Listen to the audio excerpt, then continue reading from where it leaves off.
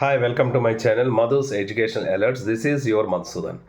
ఈరోజు 20వ తారీఖు ఎంసెట్కి సంబంధించినటువంటి షిఫ్ట్ 1 పేపర్ను ఒకసారి మనం చూద్దాం. ఈ షిఫ్ట్ 1 పేపర్ ఎలా ఉంది అనేది అనాలిసిస్ ఒకసారి ఈ వీడియోలో మీకు షేర్ చేస్తున్నాను. ఈరోజు పేపర్స్ చూస్తున్నట్టయితే మనకి ఈసారి ఏపీ ఎంసెట్ పేపర్స్ అన్నీ కూడా రోజు రోజుకి ఆ టఫ్నెస్ పెరుగుతున్నాయే తప్ప ఎక్కడ కూడా పేపర్స్ తలక టఫ్నెస్ అనేది తగ్గట్లేదని అర్థమవుతుంది. ఎందుకంటే ప్రతి పేపర్లో కూడా ఏ పేపర్ తీసుకున్నా సరే, మ్యాథ్స్ పేపర్ తీసుకున్నట్టయితే స్టార్టింగ్ నుంచి ఇప్పటివరకు అయ్యే ప్రతి పేపర్లో కూడా మ్యాథ్స్ అనేది హార్డ్నెస్ ఎక్కువగా పెరుగుతూనే ఉంది. ఈరోజు షిఫ్ట్ 1 మార్నింగ్ జరిగినటువంటి షిఫ్ట్ 1 పేపర్ తీసుకున్నట్టయితే మ్యాథమెటిక్స్లో ఒక మ్యాక్సిమం ఒక 10 to 15 క్వశ్చన్స్ వరకు ఈజీ క్వశ్చన్స్ ఉన్నాయి. మిగిలినవన్నీ కూడా టఫ్గా ఉన్నాయి అన్నట్టే ఫీల్ అవుతున్నారు. అలాగే ఎవరైనా బాగా తెలివైన స్టూడెంట్, బాగా అబోవ్ యావరేజ్ స్టూడెంట్స్ ఎవరైనా తీసుకున్నట్టయితే ఒక నియర్లీ అబౌట్ 30-40 క్వశ్చన్స్ వరకు అటెంప్ట్ చేయగలిగేటట్టు ఉంది. ఇప్పటికయ్యే అన్ని షిఫ్ట్లో గమనిస్తే మనకు అర్థమవుతుంది ఏంటంటే మ్యాథమెటిక్స్లో ఎక్కువగా లాజికల్ థింకింగ్తో నెక్స్ట్ ఎలాబరేట్గా చాలా లెంగ్దీ క్వశ్చన్స్ ఇస్తున్నారు. ఈ క్వశ్చన్స్ని వీళ్ళు అర్థం చేసుకొని స్టూడెంట్స్ రాసేటప్పటికి టైం అనేది కొంత కిల్ అయిపోతున్నట్టుగా అర్థమవుతుంది. సో ఇప్పటివరకు అయితే ఈరోజు మ్యాథ్స్ తీసుకున్నా కూడా ఇది కూడా మోడరేట్ టు హార్డ్గానే మనం చెప్పచ్చు. ఇకపోతే ఫిజిక్స్ విషయంకి వచ్చేసరికి ఫిజిక్స్తో పోల్చుకున్నట్టయితే కొద్దిగా భిన్నంగా ఒక 10 క్వశ్చన్స్ వరకు కొద్దిగా లిబరల్గా ఇచ్చారు. ఇది ఫార్ములా బేస్డ్ మీదే క్వశ్చన్స్ అనేది ఇవ్వడం జరిగింది. అలాగే మిగిలిన క్వశ్చన్స్ అన్నీ కూడా చాలా టఫ్గానే ఉన్నాయి. ఫిజిక్స్ అంటే గత పేపర్లో పోల్చుకుంటే కొద్దిగా దానికన్నా కొద్దిగా డిఫరెంట్గా ఉన్నాయి. మెయిన్ ప్రీవియస్ క్వశ్చన్ పేపర్స్లో ఎక్కువగా ఫిజిక్స్లో ఇవ్వడం జరిగింది. ఇక కెమిస్ట్రీ విషయం చూసుకున్నట్టయితే లాస్ట్ పేపర్స్ అన్నింటిలో కూడా కెమిస్ట్రీ అనేది చాలా ఈజీగా ఉండేది. కానీ ఈరోజు పేపర్లో మాత్రం కెమిస్ట్రీ కొద్దిగా డిఫరెంట్గా ఉంది. ఎలా డిఫరెంట్గా ఉందంటే ఒక ఈజీఎస్ అనేది ఒక 10 క్వశ్చన్స్ ఎలా ఉంది అంటే కెమిస్ట్రీ పరంగా చూసుకుంటే ఒక 10 బిట్స్ వరకు మాత్రం చాలా ఈజీగా ఉన్నాయి.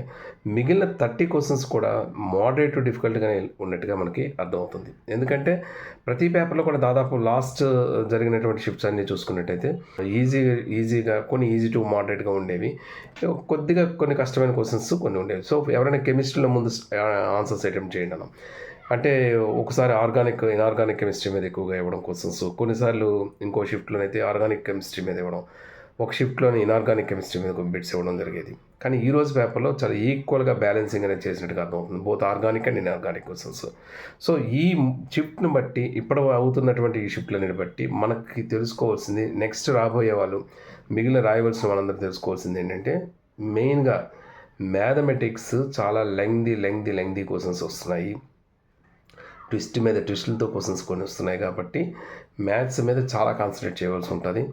అలాగే ఫిజిక్స్, కెమిస్ట్రీలో ప్రీవియస్ క్వశ్చన్ పేపర్స్ అనేవి తీసుకుంటే మనకి very short answers, short questions, మనకి ఇంటర్మీడియట్లో ఉన్నటువంటి షార్ట్ ఆన్సర్స్ మీద డైరెక్ట్ క్వశ్చన్స్ కొన్ని పడుతున్నాయి. సో ప్రీవియస్ క్వశ్చన్ పేపర్స్ అన్నింటినీ కూడా మనం చెక్ చేసుకున్నట్టయితే మాత్రం చాలా వరకు మనకి అది సేవ్ అవుతున్నట్టుగా తెలుస్తుంది.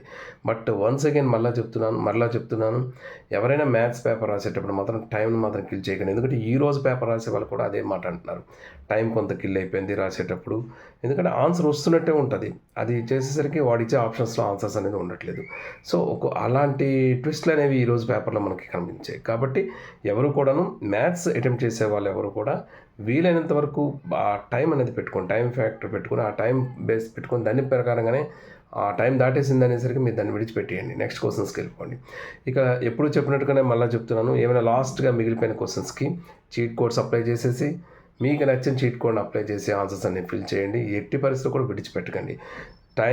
ఎవరైతే టైం సెన్స్ను ఉపయోగించకుండా పేపర్స్ని రాస్తారో వాళ్ళు లాస్ అవుతారు. ఎవరైతే టైం ఫ్యాక్టర్ని బాగా థింక్ చేస్తూ ఒక ప్లాన్డ్గా కానీ రాయగలిగితే మాత్రం డెఫినెట్గా వాళ్ళకి ఏదో ఒక ర్యాంక్ అనేది మాత్రం రావడం జరుగుతుంది. బట్ ఓవరాల్గా చూసుకుంటే ఈరోజు పేపర్ మాత్రం మోడరేట్ టు డిఫికల్ట్గానే మనం చెప్పచ్చు ఈరోజు వరకు. ఇప్పటికి అన్ని పేపర్స్ ఇలా ఉన్నాయి కాబట్టి నార్మలైజేషన్ ప్రాసెస్లో మనకి చాలామందికి హెల్ప్ అవుతుందని నేను ఆశిస్తున్నాను. ఓకే, ఈ వీడియోకి సంబంధించి మీకు ఇంకేమైనా డౌట్స్ ఉన్నట్టయితే కామెంట్ బాక్స్లో పోస్ట్ చేయండి. మీకు ఈ వీడియో నచ్చినట్టయితే please like, share and comment on this video. Thank you so much for your watching. This is your Madhusudan. Thank you.